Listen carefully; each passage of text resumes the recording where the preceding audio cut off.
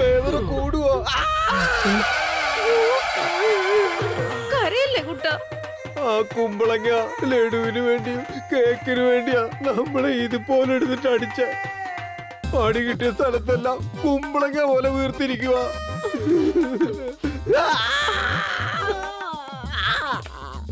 നിങ്ങൾ ഇങ്ങനെ കിടന്ന് ബഹളം വെച്ചാ പിന്നെ എങ്ങനെ ചൂട് പിടിക്കുക? വേദനിക്കുക. മന്ത്രച്ചരടും കെട്ടും പൂട്ടും ഒക്കെ ഉണ്ടായിരുന്നിട്ടും ഇതെങ്ങനെയാ സംഭവിച്ചത് സുകുമാര? അതെ, പറ്റിയ സമയം.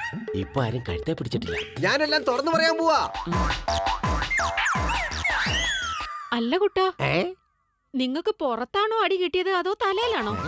ഓടി, തലയ്ക്ക് എന്തെങ്കിലും സംഭവിക്കുന്നതിന് മുമ്പ് ഞാൻ ഇപ്പൊ തന്നെ ഉള്ള സത്യമെല്ലാം വിളിച്ചു പറയാൻ പോവാ. ഇതെങ്ങനെ സംഭവിച്ചെന്ന് എനിക്ക് നന്നായിട്ട് അറിയാം. നിനക്ക് എന്തറിയാമെന്നാ? നമ്മുടെ വീടിന് ചുറ്റും ചരട് കെട്ടിയിരുന്നില്ലേ? ഇപ്പൊ അതവിടെ ഇല്ല.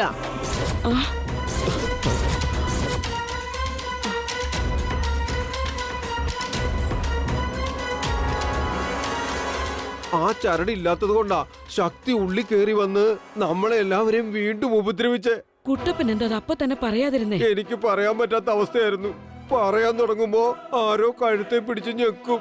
അത് തീരുമ്പോ കത്തി വന്നിങ്ങനെ നിൽക്കും.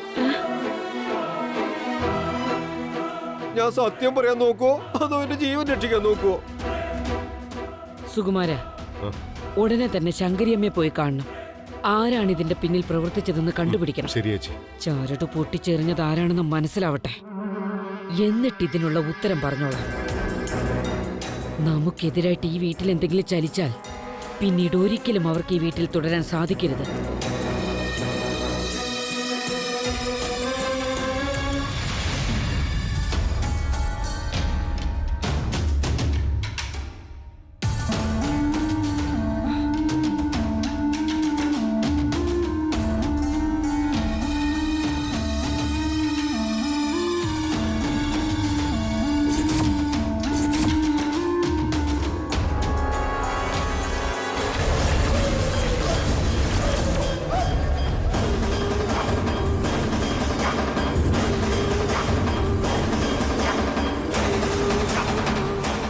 എന്താ വന്നു കയറിയതും ദക്ഷിണയൊക്കെ? എന്റെ മോള് ശ്വേത പുറത്തു വന്ന കാര്യം അമ്മയോട് ഫോണിൽ പറഞ്ഞതല്ലാതെ ആ സന്തോഷം നേരിട്ട് അറിയിച്ചില്ലല്ലോ. അതുകൊണ്ട് എന്നെ കൊണ്ട് കഴിയുന്ന ഒരു ചെറിയ ദക്ഷിണയത്. അമ്മയെന്ന് പറഞ്ഞതുപോലെ പ്രവർത്തിച്ചതുകൊണ്ട് വിവേക് ശ്വേതയ്ക്ക് അനുകൂലമായിട്ട് സാക്ഷി പറഞ്ഞു. അതുകൊണ്ട് അവള് കേസിൽ നിന്ന് രക്ഷപ്പെട്ടത്. എന്നാലും എന്താ വേറെന്തെങ്കിലും പ്രശ്നം ഉണ്ടായോ? എല്ലാ പ്രശ്നങ്ങളും അവസാനിച്ചു എന്നാ കരുതിയത്. വീണ്ടും അവളുടെ പിറന്നാളിൻ്റെ അന്ന് വീട്ടിൽ അരുതാത്തമൊക്കെ നടന്നു. ആ വീടിന് ചുറ്റുമുണ്ടായിരുന്ന മന്ത്രച്ചരട് ഇപ്പോഴും അവിടെ തന്നെ ഉണ്ടല്ലോ. അതിന്റെ കാര്യം അറിയാനാണ് ഞാനിപ്പോൾ അമ്മയെ കാണാൻ വന്നത്. ഈ കാരണം കൊണ്ട് ചേച്ചിയും ശ്വേതയും ആകെപ്പാടെ മനസ്സ് തകർന്ന് വല്ലാത്തൊരവസ്ഥയിലിരിക്കുക. അമ്മ ഞങ്ങളെ ഈ അവസ്ഥയിൽ നിന്ന് എങ്ങനെയെങ്കിലും ഒന്ന് കരകയറ്റി തരണം. നിങ്ങളുടെ ശ്വേതയുടെ ജാതകം ഉണ്ടോ കയ്യില്? കൊണ്ടുവന്നിട്ടുണ്ടമ്മേ.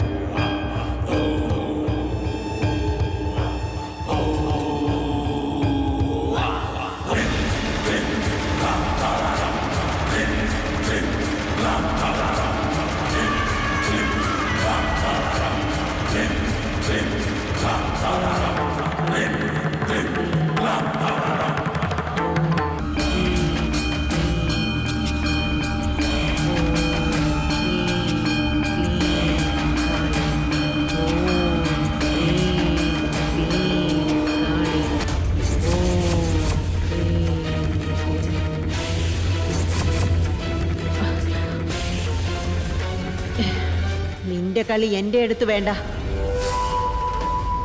ഓം ക്രീം.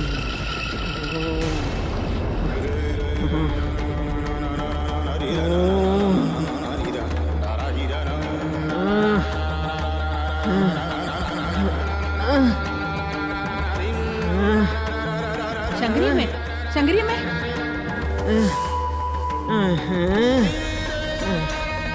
ഇപ്പോഴാ കാര്യം മനസ്സിലായി. ഇനി എന്താ ചെയ്യേണ്ടതെന്ന് ഞാൻ തീരുമാനിച്ചോളാം. നടന്നത് എന്താണെന്ന് ഞാൻ അറിയാതിരിക്കാൻ ആ ശക്തി ഇടയ്ക്ക് കയറി നിൽക്കുകയാണ്. പക്ഷെ വീടിന് ചുറ്റും കെട്ടിയിരുന്ന ചരട് പൊട്ടിച്ചെറിഞ്ഞത് ആരാണെന്നുള്ളത് എൻ്റെ ശക്തി കൊണ്ട് ഞാൻ കണ്ടുപിടിച്ചു കഴിഞ്ഞു. അത് കെട്ടിയ കൈകൾ കൊണ്ട് തന്നെയാണ് അഴിച്ചെറിഞ്ഞിട്ടുള്ളതെന്നുമാണ് കാണുന്നത്. ചരട് അവിടെ ഉണ്ടായിരുന്നിടത്തോളം ആ ശക്തിക്കകത്ത് കയറാൻ പറ്റിയില്ല. ആ ചരട് നിങ്ങളെ എല്ലാവരെയും രക്ഷിച്ചുകൊണ്ടിരുന്നു. മന്ത്രച്ചരടിന്റെ കെട്ടിൽ നിന്നും രക്ഷപ്പെട്ടെത്തിയ ആ ശക്തിക്കിപ്പോൾ മുൻപത്തേതിനേക്കാൾ കൂടുതൽ ശക്തി ലഭിച്ചിരിക്കുന്നു. ഉഗ്രരൂപിണിയായി തീർന്നിരിക്കുന്നു. അതിനെ അടക്കണമെന്നുണ്ടെങ്കിൽ അതിന്റെ വാസസ്ഥലത്തേക്ക് തന്നെ വരണം. അവിടെ ഒരു അർദ്ധരാത്രി പൂജ നടത്തണം. അതിനുശേഷം മാത്രമേ ആ ശക്തി ഏതാണെന്നോ എന്ത് കാരണത്തിനാലാണ് ഇങ്ങനെയൊക്കെ പ്രവർത്തിക്കുന്നതെന്നോ അറിയാൻ സാധിക്കൂ. അത് കിട്ടിയ ആളുടെ കൈകൊണ്ട് തന്നെയാണ് അഴിച്ചു മാറ്റിയതെങ്കിൽ അത് പൗർണമി ആയിരിക്കും. അതെ, അവളാണത് പൊട്ടിച്ചെറിഞ്ഞത്.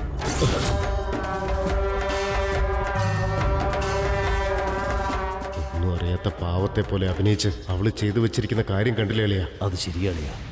അവൾക്കൊന്നും അറിയില്ല എന്നുള്ളത് സത്യമായിരിക്കാം. പക്ഷേ എല്ലാം ആ ശക്തിക്കറിയാം. അതിനനുസരിച്ച് എല്ലാവരെയും ആ ശക്തി വശപ്പെടുത്തി വെച്ചിരിക്കുകയാണ്. അപ്പൊ അമ്മയ്ക്ക് നാളെ അവിടം വരെ ഒന്ന് വരാൻ പറ്റുമോ? ഞങ്ങൾ പൂജയ്ക്ക് വേണ്ട എല്ലാ ഏർപ്പാടുകളും ചെയ്തോളാം. ശരി അമ്മേ.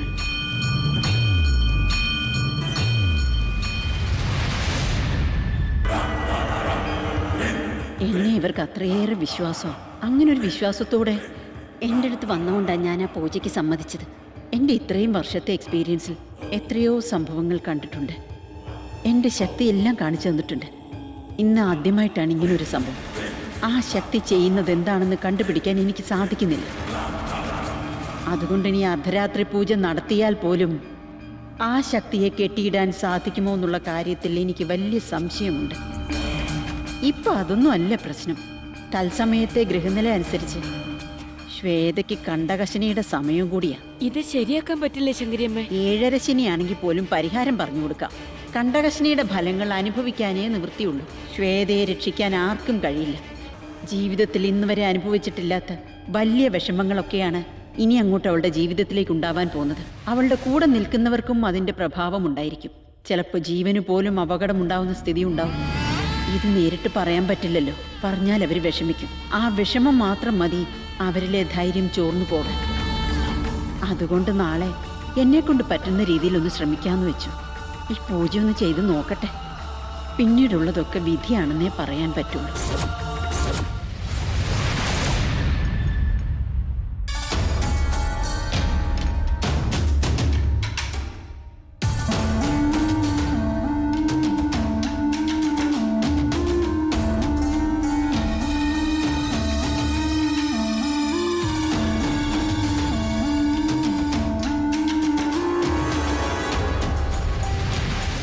വരുന്നുണ്ട്.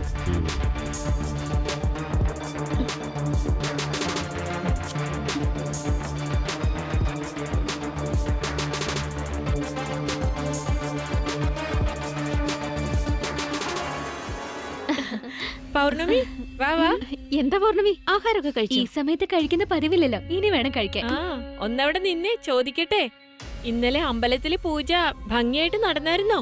നടന്ന ചെറിയമ്മായി. ആദ്യം മുരളിയേട്ടൻ പൂജയ്ക്ക് വരില്ലെന്നല്ലേ പറഞ്ഞിരുന്നത്. പക്ഷെ സമയമായപ്പോ ആള് നേരിട്ട് വന്നു നിന്നു. എനിക്കത് കണ്ടപ്പോ സന്തോഷം അടക്കാൻ പറ്റിയില്ല ചെറിയമ്മായി.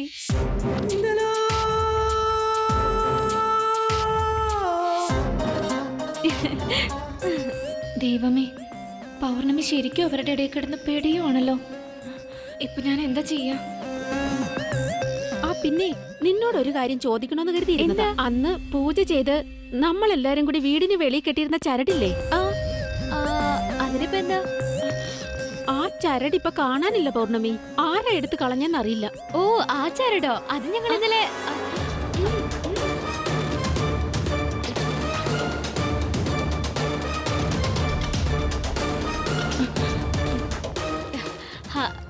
ചരടോ? പുറത്തു കെട്ടിരുന്ന ചരടിനെ കുറിച്ചാണ് ചോദിച്ചേ.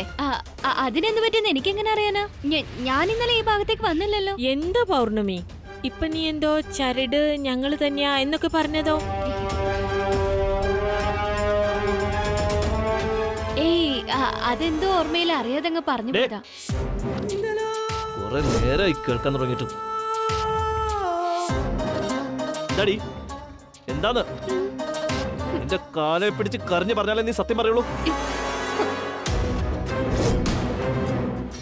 ഇതെന്താ മഹേഷേട്ടാ, എന്തിനാ ഇപ്പൊ എന്നോട് ഇങ്ങനെ ഒച്ച വെക്കുന്നേ?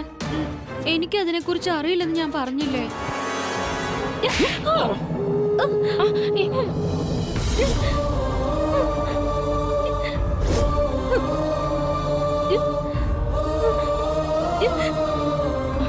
എന്നോട് ക്ഷമിക്ക് പൗർണമി. സത്യം പറയടി, സത്യം പറയാൻ നിനക്ക് കിട്ടിയത് പോരല്ലേ? നിന്നെ പറയടി, ഒന്നു തുടങ്ങി ഞാൻ. അതിനെ കുറിച്ച് അറിയില്ല മഹേഷേട്ടാ. നിനക്ക് അറിയില്ലെന്നോ? സത്യം പറഞ്ഞോ നീ. ഞാൻ സത്യം തന്നെ പറയുന്നേ, എനിക്ക് അതിനെ കുറിച്ച് അറിയില്ല. നീ ഇപ്പൊ സത്യം പറഞ്ഞില്ലെങ്കിൽ കൊന്നു കളയും ഞാൻ. പറയടി. അറിയില്ല മഹേഷേട്ടാ. ഇവിടെ ഇന്ന് ഞാൻ നിന്നെ മഹേഷേ, അവളെ വിട്ടേ. എന്ത് തോന്നിയ നീ കാണിക്കുന്നത്? അവളെ തൊട്ടുപോകരുത്. നിന്റെ തലക്കകത്ത് എന്താ കളിമണ്ണാണോ?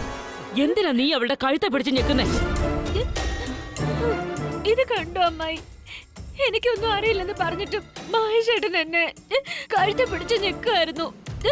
എന്തിനാ എന്നോട് ഇങ്ങനെ ചെയ്യുന്നത്? മിണ്ടാതിരിക്കും പൗർണമി. ഇവന്റെ തലക്കെന്തോ കുഴപ്പമുണ്ടെന്നാ തോന്നുന്നു. ആരോട് എങ്ങനെ പെരുമാറണമെന്നുള്ള ബുദ്ധി പോലും ഇവനിപ്പോ ഇല്ലാണ്ടായിരിക്കുക. നീ എന്റെ കൂടെ വന്നേ.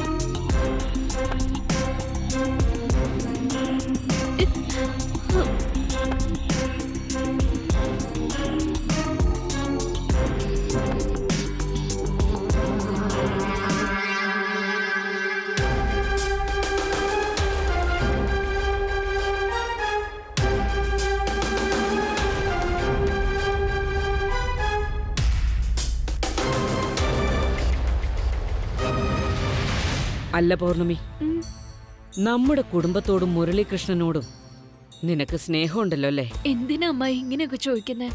അത് പ്രത്യേകം പറയണോ? നമ്മുടെ കുടുംബത്തിന് വേണ്ടിയും മുരളി നന്നായിരിക്കാനും വേണ്ടിയൊക്കെ പൂജിച്ച് കെട്ടിയ മന്ത്രച്ചരട കാണാതായിരിക്കുന്നേ. അതാരും അവിടുന്ന് പൊട്ടിച്ചെറിഞ്ഞിരിക്കുക പൗർണമി. അതുകൊണ്ടിപ്പോ വീട്ടിൽ എന്തൊക്കെ പ്രശ്നങ്ങളാ നടക്കുന്നതെന്നറിയോ? അതൊക്കെ ശരിയാ. ഇതൊക്കെ എന്തിനാ ഇപ്പൊ എന്നോട് പറയുന്നേ? നിന്നോട് ചോദിച്ചാലല്ലേ സത്യം അറിയാൻ പറ്റൂ.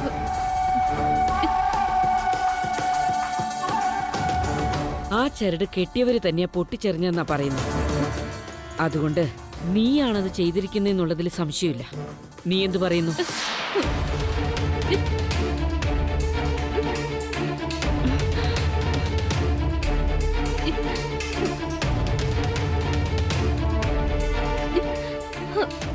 അതെ അമ്മായി, അത് ഞാനാ പൊട്ടിച്ചെറിഞ്ഞത്. അത് ഞങ്ങൾക്കെല്ലാം അറിയാം. അതിരിക്കട്ടെ, ആര് പറഞ്ഞിട്ടാ നീ അത് ചെയ്തത്? പറയേ. നീയായിട്ട് പറഞ്ഞ വലിയ പ്രശ്നങ്ങളൊന്നും ഉണ്ടാവില്ല. മനസ്സിലാവുന്നുണ്ടോ? അമ്മായി, ഞാൻ പറയേ. ഇവളേണ്ടല്ല ഞാൻ. എന്നെ വിടും. നീ വെറുതെ എടുത്തിയാടി കാര്യങ്ങൾ വഷളാക്കരുത്. അവളെ കൊണ്ട് എങ്ങനെ സത്യം പറയിപ്പിക്കണമെന്ന് ചേച്ചിക്കറിയാം. പറയേ. അത് ശങ്കരേട്ടനെ ജയിലിൽ വെച്ച് കണ്ടപ്പോ ഏട്ടനെ പൊട്ടിച്ചു കളയാൻ പറഞ്ഞത്. ശങ്കരൻ ആ ചരടിനെ കുറിച്ച് യാതൊരു അറിവും തന്നെയില്ല. നീയാണോ അവനോടത് പറഞ്ഞത്? അല്ലമ്മായി. ഇത്രയും നാള് പുറത്തുണ്ടായിരുന്നപ്പോ ശങ്കരൻ ആ ചരട് പൊട്ടിച്ചളയാൻ നിന്നോട് പറഞ്ഞില്ലല്ലോ. ഇപ്പോ ജയിലിനകത്തായപ്പോഴാണോ അവന് ബോധോദയുണ്ടായത്? അവൻ തന്നെയാണോ അത് പറഞ്ഞത്? എനിക്ക് വിശ്വസിക്കാൻ പറ്റുന്നില്ലല്ലോ. സത്യം പറ പൗർണമി, അതാണ് നമുക്ക് എല്ലാവർക്കും നല്ലത്.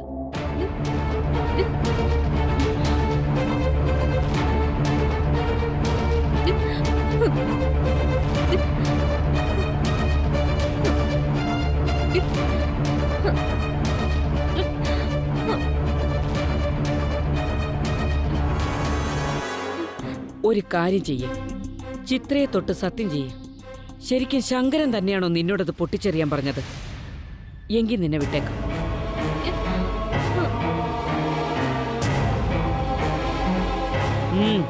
സത്യം ചെയ്യാനാ പറഞ്ഞത്. അപ്പൊ നീ പറഞ്ഞത് കള്ളമാണ്.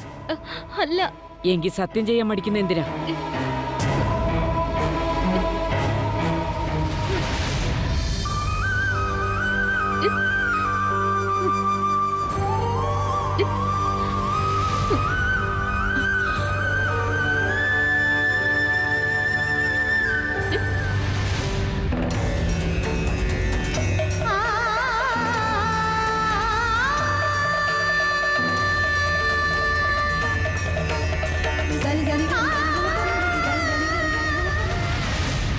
ചിത്ര ചേച്ചി തൊട്ട് സത്യം ചെയ്യാ, ചരട് പൊട്ടിച്ചത് ഞാനാ. അത് ശങ്കരേട്ടൻ പറഞ്ഞിട്ടല്ല. അപ്പൊ നീ പറഞ്ഞത് കള്ളമാണ്. അല്ല. എങ്കിൽ സത്യം ചെയ്യാൻ മടിക്കുന്ന എന്തിനാ?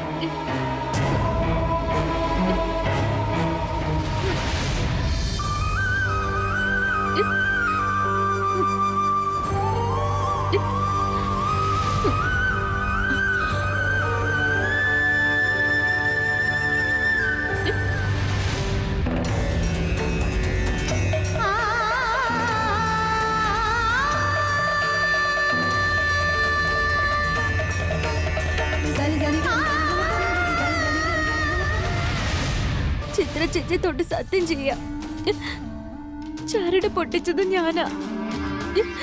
അത് ശങ്കരേട്ടൻ പറഞ്ഞിട്ടല്ല.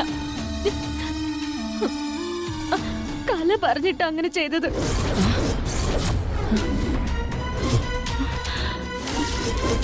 അല്ലെങ്കിൽ ഞാൻ അങ്ങനെ ചെയ്യില്ലായിരുന്നു.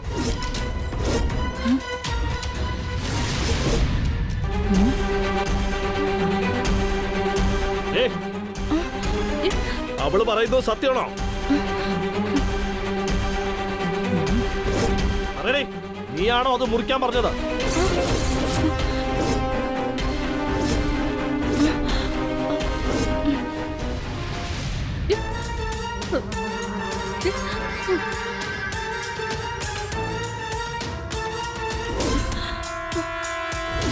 എന്നോടാ ചോദിച്ചത്? അത് ഞാനാ പറഞ്ഞേ. ആ ചരട് പൊട്ടിച്ചെറിയ ഞാനാ പറഞ്ഞേ. അതിലിപ്പോ എന്താ തെറ്റ്? നിന്റെ തലക്കെന്താ ഓളാണോ? എന്തിനാ ആ ചരട് പൊട്ടിക്കാൻ പറഞ്ഞത്? പിന്നെ എന്ത് ചെയ്യാനാ? ഇതെന്താ വീടാണോ അതോ വല്ല ഭൂതക്കൊട്ടാരാണോ? വീടിന് ചുറ്റും ചരട് കെട്ടി വെച്ചിരിക്കുന്നുണ്ട്. ഞാനത് പൊട്ടിച്ചെറിയാൻ പറഞ്ഞേ. അത് എന്തിനാ കെട്ടിവെച്ചിരുന്നേന്നൊന്നും എനിക്കറിയില്ല.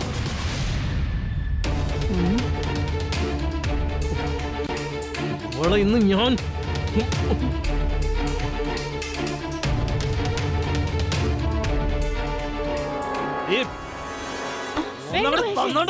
അവിടെ പറയുന്ന കേട്ടില്ലേ?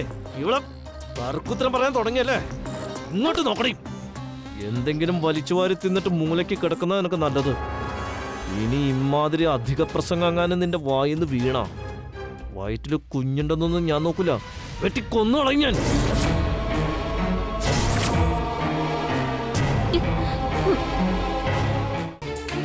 ഇന്ന് ഞാൻ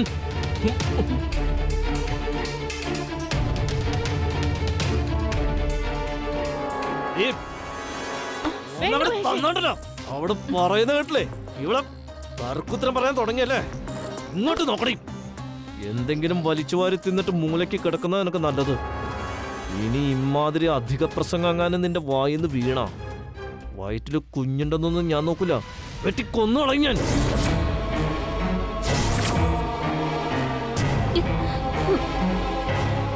എന്റെ വയറ്റിൽ വളരുന്നത് നിങ്ങളുടെ കുഞ്ഞാണെന്നുള്ള ചിന്ത പോലും നിങ്ങൾക്ക് ഉണ്ടായില്ലല്ലോ. ഇനി ഒരിക്കലും ഞാൻ ഈ വീട്ടിൽ തുടരാൻ ആഗ്രഹിക്കുന്നില്ല. തിരിച്ചു വന്നു പോരുത്. വന്നാലുണ്ടല്ലോ ഇപ്പൊ പറഞ്ഞത് നീ കേട്ടല്ലോ. ഇറങ്ങി പോടിയോടുന്നു.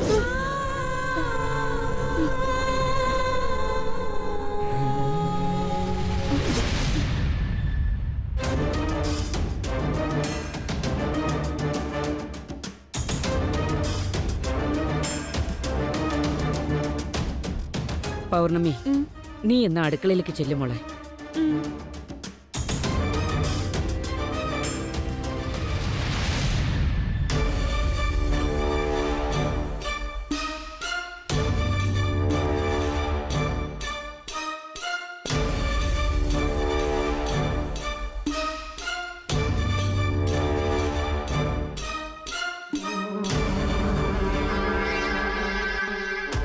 മഹേഷേ, നീയും അകത്തേക്ക് ചെല്ല്. എന്നിട്ട് അവളോട് ഇവിടുന്ന് പോകണ്ടെന്ന് പറ. അമ്മ എന്തേ പറഞ്ഞേ? പോണെങ്കിൽ ഇറങ്ങി പോട്ടെ. അവള് പറഞ്ഞു കേട്ടില്ല അമ്മ. മഹേഷേ, നീലേച്ചിയാണ് പറയുന്നെങ്കിൽ അതിലെന്തെങ്കിലും കാരണം ഉണ്ടായിരിക്കും, മനസ്സിലാക്ക്. പറയുന്ന കേക്ക് മോനെ. ഇപ്പൊ അവൾ ഇവിടുന്ന് എങ്ങോട്ടും പോകരുത്. പിന്നെ ആ സുഗുണനും ശേഖരനും ഇവിടെ വന്ന് പ്രശ്നം ഉണ്ടാക്കാൻ തുടങ്ങും. ആവശ്യത്തിലധികം പ്രശ്നം ഇപ്പൊ തന്നെ ഉണ്ട്. അതിന്റെ ഇടയ്ക്ക് അവരെയും കൂടി സഹിക്കണം.